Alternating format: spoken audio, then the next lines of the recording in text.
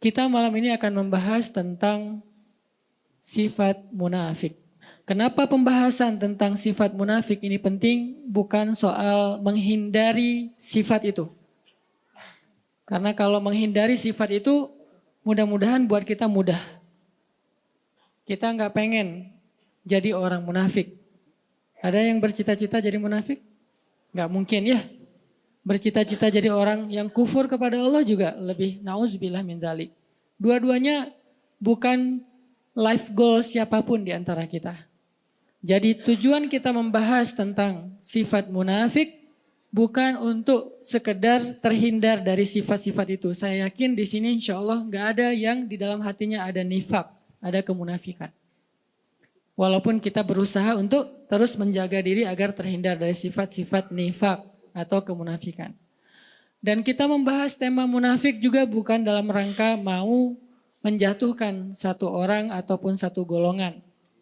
Tetapi kita membahas sifat munafik yang lebih pentingnya adalah agar kita bisa menentukan sikap. Kita bisa menentukan sikap pribadi kita, siapa yang harus kita bela dan siapa yang harus kita hindari. Karena itu penting dalam kehidupan kita pribadi dan kehidupan kita berbangsa. Siapa yang kita harus bela dan siapa yang harus kita tinggalkan.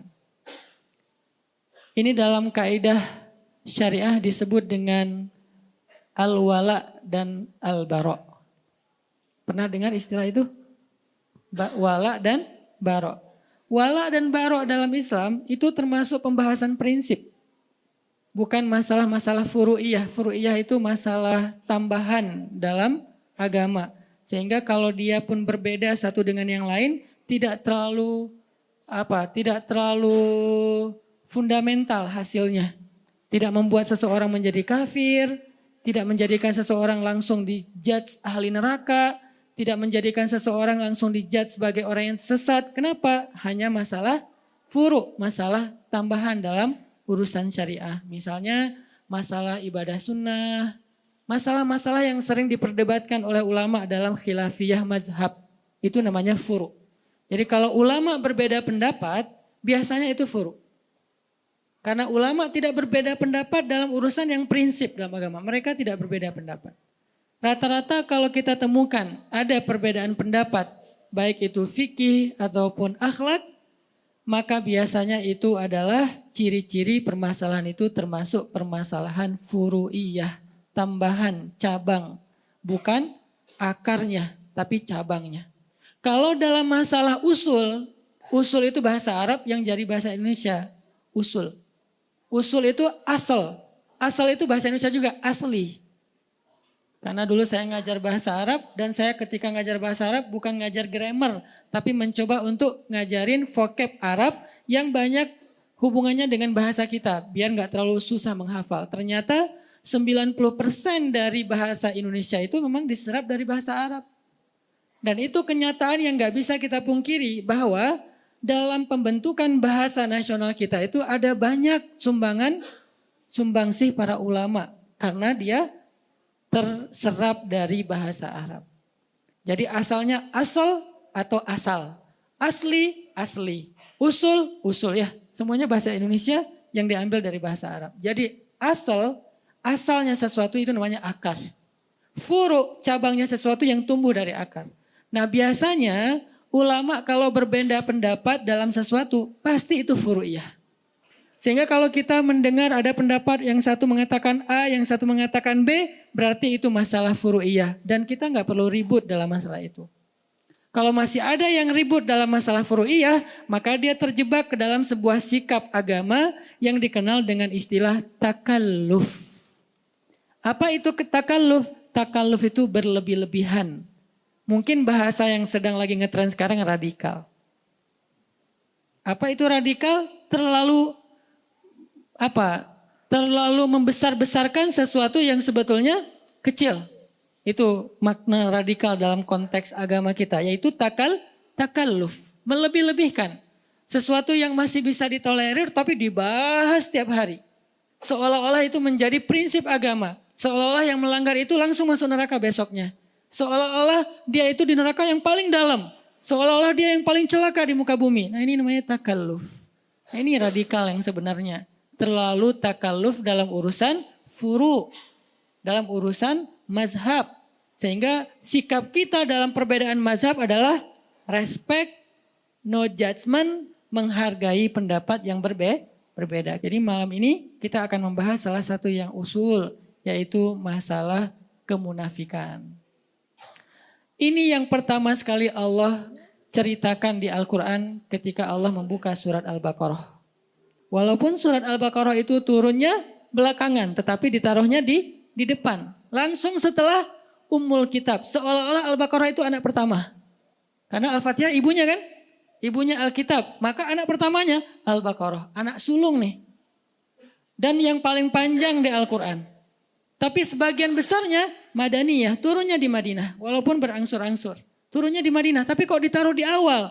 Saking pentingnya pembahasan yang ada di dalam surat Al-Baqarah. Sampai sebagian ulama mengatakan Al-Baqarah itu sepertiga syariah. Jadi siapa yang bisa mengamalkan surat Al-Baqarah, bukan menghafal, mengamalkan surat Al-Baqarah, dia sudah mengamalkan sepertiga dari agama.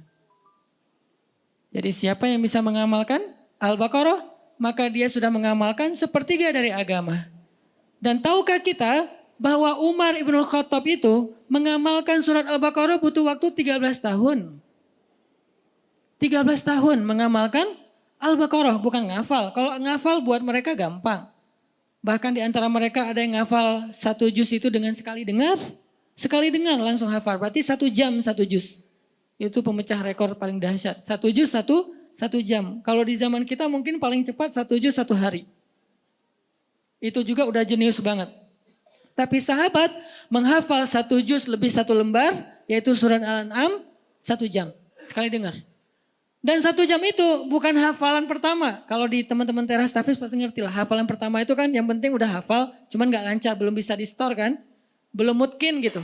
Itu sekali dengar 1 jam mutkin. Dan ukuran mutkinnya gak ada 1 huruf pun yang salah. Gak ada 1 huruf pun yang salah. Siapa dia? Abdullah ibnu Mas'ud. Yang mendengar surat Al-An'am diturunkan kepada Nabi, Nabi bacakan, dia dengar, sekali dengar langsung kata dia, ya Rasulullah saya sudah hafal. Kata Nabi, ya Abdullah coba kamu baca. Dibaca dalam keadaan menghafal, gak ada 1 huruf pun yang salah. Itu bukan mutkin lagi, udah copy paste itu. Kita kadang-kadang copy paste aja masih ada yang ketinggal, komanya, emotikonnya gak kebawa gitu kan ya. Ini benar-benar dahsyat. Ternyata bukan itu masalahnya. Kenapa Umar kok mengamalkan Al-Baqarah 13 tahun? Bukan soal hafalannya, bukan soal membacanya. Ngamalin 1 ayat demi 1 ayat sampai dawam. Butuh 13 tahun mengamalkan Al-Baqarah. Saking luar biasanya surat Al-Baqarah. Sehingga Allah Subhanahu wa taala menyebutkan dan meletakkan Al-Baqarah menjadi surat pertama setelah Al-Fatihah. Bisa dibilang dia adalah surat-surat pembuka di dalam Al-Quran. Lalu ketika kita membaca surat Al-Baqarah, maka prolog atau mukaddimah dari kepalanya surat Al-Baqarah, headline-nya surat Al-Baqarah itu adalah langsung Allah berbicara tentang 3 golongan manusia. Di awal kita buka Al-Baqarah langsung Allah bicara tentang 3 golongan manusia.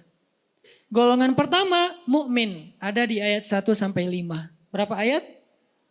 Cuman 5 ayat. Lebih efektifnya lagi 4 ayat. Karena alif lam mim itu termasuk ayat mutasyabihat yang tidak ada yang tahu artinya selain Allah. 5 ayat berbicara tentang orang mukmin.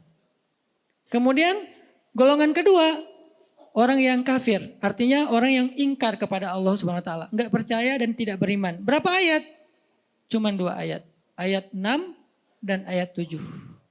Beres itu Allah bicara tentang orang munafik dari ayat 8 sampai ayat 16. Berapa ayat? 9 ayat. Dari ayat 8 sampai ayat 16. 9 ayat bicara tentang orang munafik.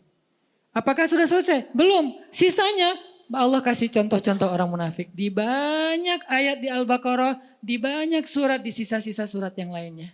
Dan kalau Allah udah bicara tentang orang munafik, kesan emosionalnya tuh kelihatan banget di ayatnya. Allah kalau bicara tentang orang kafir, kesannya flat. Kalau bicara tentang orang mukmin, rahmah. Allah tuh sayang banget sama mereka. Kalau Allah bicara tentang orang munafik, Allah itu kayak emosi banget tuh.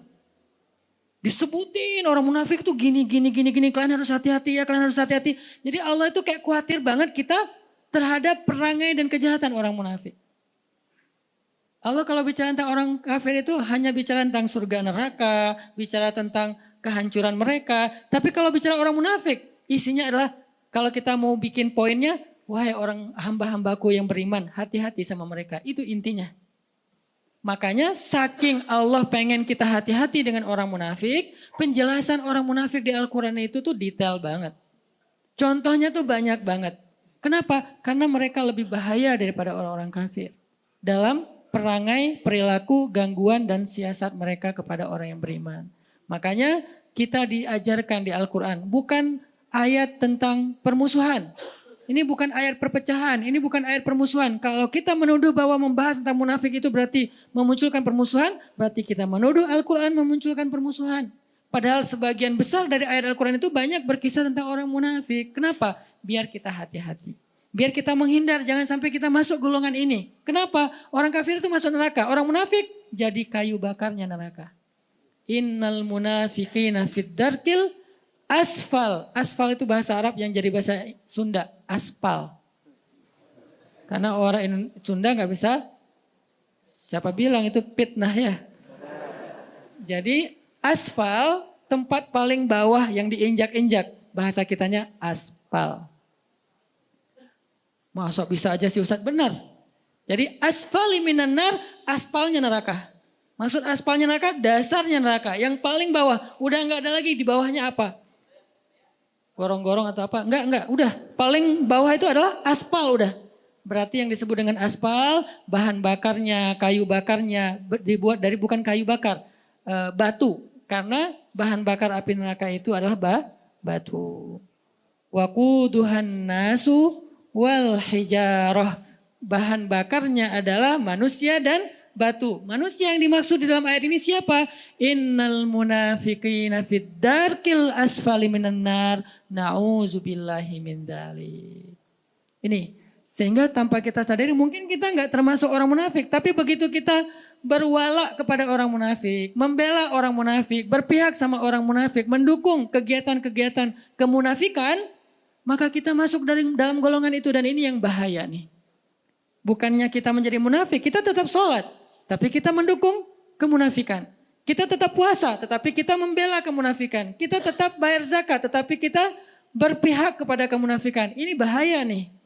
Karena sholat, puasa, dan zakat kita adalah ritual. Tetapi wala dan barok kita justru kepada musuh-musuh Allah Subhanahu wa Ta'ala.